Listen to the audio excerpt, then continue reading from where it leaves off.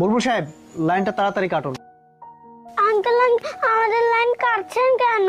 হ্যাঁ বাবা, তোমাদের গত 2 মাসের বকেয়া বিলটা পড়ে আছে, পরিশোধ হয়নি, যার কারণে আমরা লাইনটা কাটতে আসছি। আচ্ছা বাবা, তুমি একটা কাজ করো, তোমাদের বাসায় কেউ আছে? হ্যাঁ আঙ্কেল, আমার বাড়িতে আমার মা আছে।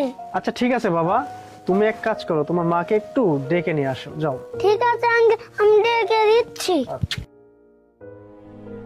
আম্মু আম্মু, হ্যাঁ বাবা, কারেন্টের লোক তোমাকে ডাকছে। কি বলছিস? কারেন্টের লোক এসেছে? আচ্ছা ঠিক আছে, চলো দেখি আমরা। আপনারা কি আমাকে ডাকছেন? হ্যাঁ, আপনাকে ডেকেছি।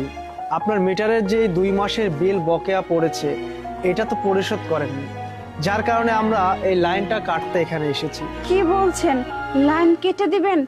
আচ্ছা, এমন কি এত বিল হয়েছে যে আপনারা লাইন কেটে দিতে চাচ্ছেন? কত টাকা হয়েছে বিল? দেখুন, আপনার 2 মাসের বিল আসছে 500 টাকা।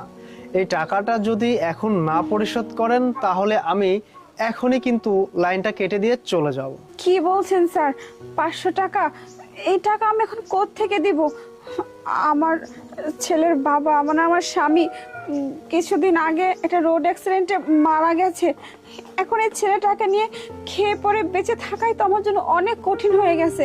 ওর স্কুল আছে, ওর খাবার দাবার আছে, আর আমারও তো একটা পেট আছে।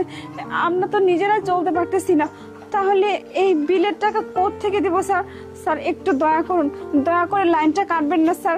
দেখুন, আপনার কষ্টটা আমি বুঝতে পেরেছি, কিন্তু পল্লী বিদ্যুৎ অফিস তো আপনার এই কষ্টটা বুঝবে না, কারণ ওনাদের যে নিয়ম, সেই নিয়মে তো ওনারা কাজ করবে। তাছাড়া আপনি 2 মাসের বকেয়া ফেলে রেখেছেন, এই টাকাটা না দিলে তো লাইনটা কাটবে, এটাই স্বাভাবিক। তবে আপনাকে আমি একটা সুযোগ দিতে পারি, আপনি যদি সন্ধ্যার মধ্যে টাকাটা জোগাড় করতে পারেন, তাহলে লাইনটা আমরা কাটবো না। আর যদি জোগাড় করে না দিতে পারেন, তাহলে সত্যি কথা আমরা লাইনটা কেটে দিয়ে চলে যাব। কি